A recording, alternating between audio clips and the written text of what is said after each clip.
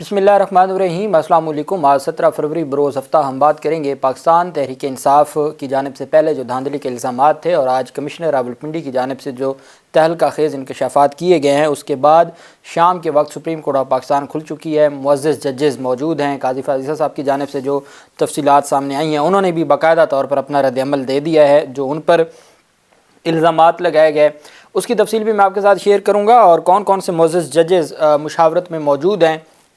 उसके ऊपर भी बात करेंगे। आगे होने क्या जा रहा है उसके ऊपर भी हम बात करेंगे। तमाम रिटर्निंग अफसरान के ख़िलाफ़ अंदराज मुकदमा की दरख्वास्तें पिंडी में दायर हो चुकी हैं, उसकी तफसील भी मैं आपके साथ शेयर करूंगा। सबसे पहले मैं आपको बताता चलूं कि रिटर्निंग जो कमिश्नर थे रावलपिंडी, उसके हवाले से चूँकि इलेक्शन कमीशन ने भी फौरी तौर पर तरदीद कर दी थी, निगरान पंजाब हुकूमत की जानिब से भी तरदीद कर दी गई थी और ये कहा गया था कि हत्ता कि गरीदा फ़ारूकी वग़ैरह ने पाकिस्तान तहरीक इंसाफ के गुजरांवाला से कोई MPA अभी जीते हैं चट्ठा, उनके साथ कोई रिश्तेदारी जोड़ने की कोशिश की लियाकत चट्ठा की, वो भी सारी चीज़ें नाकाम हुई। अभी हामिद मीर ने एक रिपोर्ट कौम के साथ शेयर की है जिसमें उनके बैकग्राउंड के हवाले से मुस्लिम लीग नून और इस्तेकाम पाकिस्तान पार्टी के साथ रिश्तेदारियों को उन्होंने कौम के सामने रखा है कि जो इदारों को रिपोर्ट्स जारी की गई थी और लियाकत चट्ठा ये 23 जनवरी 2023 को जब निगरान पंजाब हुकूमत ने हलफ उठाया था तो 27 जनवरी 2023 को जो लियाकत चट्ठा है इसको कमिश्नर रावलपिंडी बनाया गया था। पाकिस्तान तहरीक इंसाफ के सरबराह इमरान खान ने जब लियाकत चट्ठा जब वो DC थे उनके हवाले से बात की थी तो मरीम नवाज़ ने लियाकत चट्ठा को डिफेंड किया था और फिर वो 1 साल से जो बतौर निगरान जो पंजाब हुकूमत थी उन्होंने ही उनको कमिश्नर रावलपिंडी तैनात किया हुआ था और उसके हवाले से जो तफसीलात हैं वो सामने आ रही हैं। उनकी जो कहा गया है कि शोएब हयात तारड़ जो है साबिका नाज़िम यूनियन कौंसिल हाल करीबी साथी साबिका MPA मामून जाफ़र तारड़ इस्तेहकाम पाकिस्तान पार्टी, इसके अलावा जो उनकी जो रिश्तेदारियां हैं, गुजारिश है कि लियाकत अली चट्ठा आगे उसका पूरा एड्रेस दिया हुआ है, ये हाफजाबाद का रहने वाला है, जो सुइयाँ वाला इलाका है और एक ज़मींदार घराने से तल्लुक़ रखता है जो कि दौरान सर्विस मुख्तलिफ़ कलीदी पोस्टों पर तैनात रहा है और शहबाज शरीफ की वज़ारत आला 13 से 18 के दौर में CM सेक्रेटेरिएट में भी इंतहाई अहम ज़िम्मेदारी सर अंजाम देता रहा है। दौरान तैनाती लियाकत अली चट्ठा शरीफ फैमिली का ख़ास आदमी बन गया, ख़ुसूसन हमज़ा शहबाज का दस्ते रास्त गिरदाना जाता था। ये हामिद मीर एक रिपोर्ट जारी कर रहे हैं जिसमें उसके बारे में रिपोर्ट पेश की गई, लियाकत चट्ठा की जो कारकर्दगी रिपोर्ट, उसमें बताया गया कि वो शरीफ फैमिली का ख़ास आदमी है और हमज़ा शहबाज के हवाले से यहाँ तक भी कहा गया कि वो हमज़ा शहबाज उनकी फैमिली के घर भी गए। बाद अज़ां DC फैसलाबाद भी तैनात रहे, जिसके बाद आम फहम बात थी कि लियाकत चट्ठा हमज़ा शहबाज के ज़ेर साया पोस्टिंग्स लेता है। साल 2013 के इलेक्शन में हमज़ा शहबाज लियाकत चट्ठा के घर सुइयाँ वाला भी आया था। लियाकत अली चट्ठा अपने ज़ेर असर ख़ानदान से PMLN के लिए वोट भी मांगता रहा है। लियाकत अली चट्ठा के बहनोई और चचाजाद भाई बशारत अली चट्ठा साइयावाला का चेयरमैन यूनियन कौंसिल रहा है जो PMLN से वाबस्ता है, जबकि एक बहनोई शोएब हयात तारड़ वो साबिका नाज़िम यूनियन कौंसिल और साबिक MPA मामून जाफ़र तारड़ का करीबी दोस्त है और इस्तेकाम पाकिस्तान पार्टी से तल्लुक़ है। तीसरा बहनोई Nasrallah Khan Chatha inspector police ज़िला लाहौर है। चौथा मोहम्मद ज़मान चट्ठा जो है वो ज़मींदार है। सियासी शख्सियात से मेल जो रखते हैं और उनका जो तल्लुक़ है, अगर उसकी बात की जाए, दौरान सर्विस लियाकत अली चट्ठा का कोई करप्शन या माली बेज़ाब्तगी का स्कैंडल सर दस्त मालूम ना हुआ है। लियाकत अली चट्ठा ज़हनी और जिस्मानी तौर पर मजबूत आदमी है। ये रिपोर्ट हामिद मीर जो अवाम के सामने रख रहे हैं और ये बता रहे हैं कि उनके बारे में एक तो वो मुस्लिम लीग नून के साथ तल्लुक़ और दूसरा वो ज़हनी व जिस्मानी तौर पर मजबूत आदमी हैं। आज किस तरीके से राना सनाउल्ला या जो निगरान पंजाब हुकूमत है वो ये इल्ज़ाम लगा सकती है कि जी इनका तो दिमागी तवाज़ुन दुरुस्त नहीं था और निगरान हुकूमत की जानिब से भी यही बात की गई है। तो ये जो तफसीलात हैं ये कोई और नहीं बल्कि यही ख़ुद जो हामिद मीर पब्लिक कर रहे हैं और उनके पास ये तफसीलात कहाँ से आई हैं ये उसका जवाब वही दे सकते हैं, लेकिन उन्होंने ये तफसीलात कौम के सामने रखी हैं। दूसरी जानिब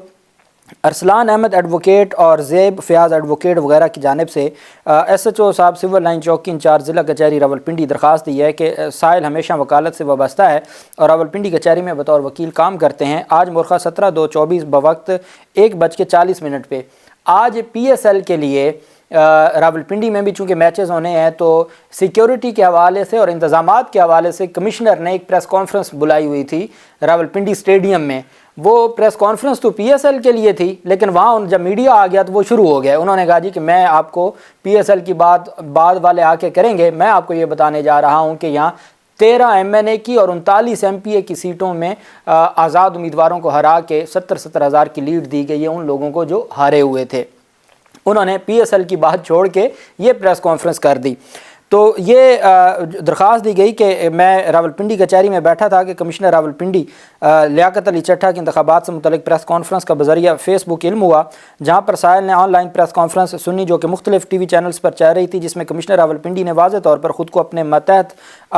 تمام عملہ بشمول تمام آر اوز کو الیکشن 2024 کی دھاندلی میں ملوث قرار دیا اور کہا کہ ہم نے پاکستان کی پیٹھ میں چھرا گھونپا ہے اور 13 امیدواروں کو راولپنڈی میں دھاندلی کر کے ناجائز جتوایا ہے،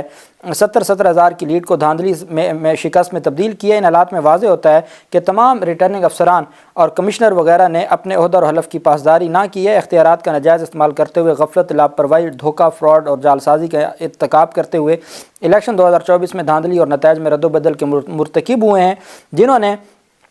ملک کی مفاد کو نقصان پہنچایا اور پاکستان اور اس کی عوام کے ساتھ غداری کی ہے جو کسی رعایت کے مستحق نہ ہیں. لہٰذا بذریعہ درخواست استدعا ہے اس جرم میں ملوث تمام آر اوز اور کمشنر راولپنڈی وغیرہ کے خلاف مقدمہ درج کر کے کارروائی کی جائے اور کمشنر راولپنڈی کی پریس کانفرنس کی روشنی میں تمام ملوث افراد کے خلاف فراڈ اور دھاندلی کے جرم میں مقدمہ درج کیا جائے. یہ اندراج مقدمہ کی درخواست دائر کی گئی ہے جو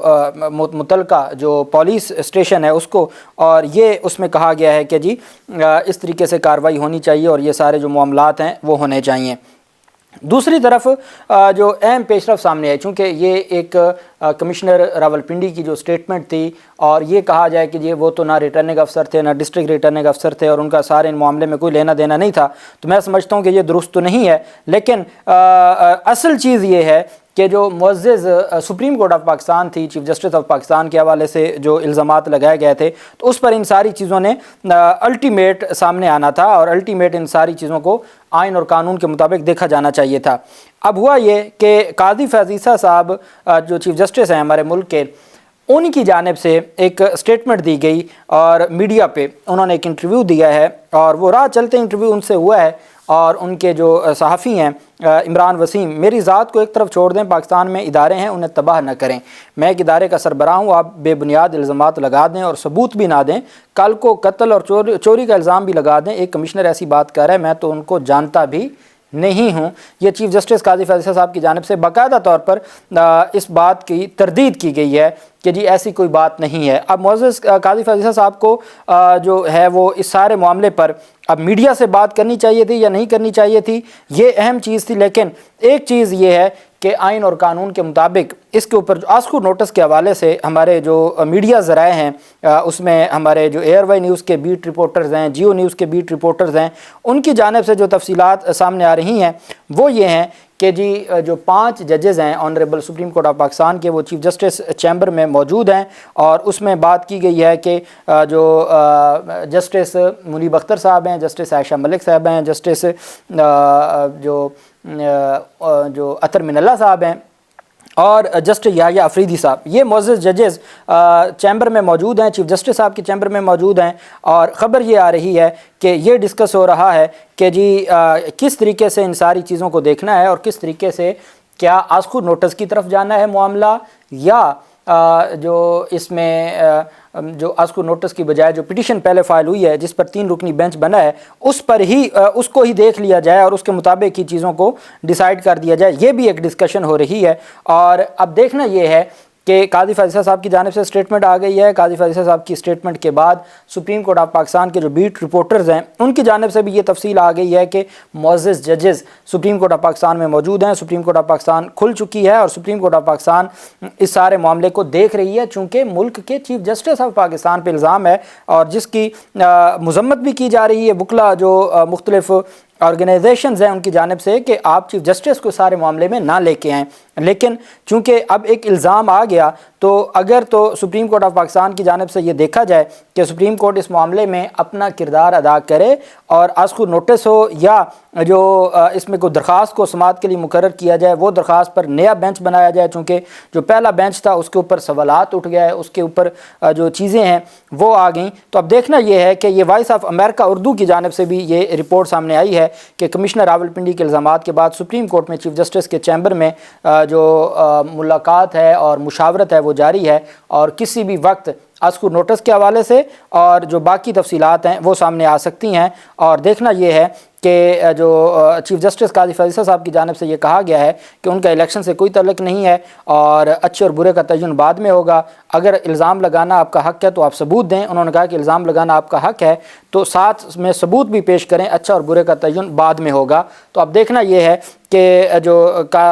راولپنڈی میں جو اہم اجلاس جاری ہے، وائس آف امریکہ کے نمائندے عاصم علی رانا کے مطابق مشاورتی اجلاس میں جسٹس منیب، جسٹس یاحییٰ، جسٹس عائشہ ملک، جسٹس ستر من اللہ شامل ہیں۔ سپریم کورٹ کے ججز کمشنر راولپنڈی کی جانب سے انتخابات میں دھاندلی کرانے کے دعوے کا جائزہ لے رہے ہیں اور ان کے الزامات کے معاملے پر از خود نوٹس لینے کے فیصلے سے متعلق مشاورت جاری ہے، یہ وہ کہہ رہے ہیں۔ دیکھتے ہیں کیا ہے، دیکھتے ہیں کہ آج کیا سپریم کورٹ آف پاکستان اس سارے معاملے کو ٹک اپ کرتی ہے۔ جو بھی تفصیلات ہوں گی آپ کے ساتھ شیئر کرتے رہیں گے۔ اللہ پاک پاکستان کامیاب ناصر ہو۔ بہت شکریہ۔ اللہ حافظ۔ پاکستان زندہ باد۔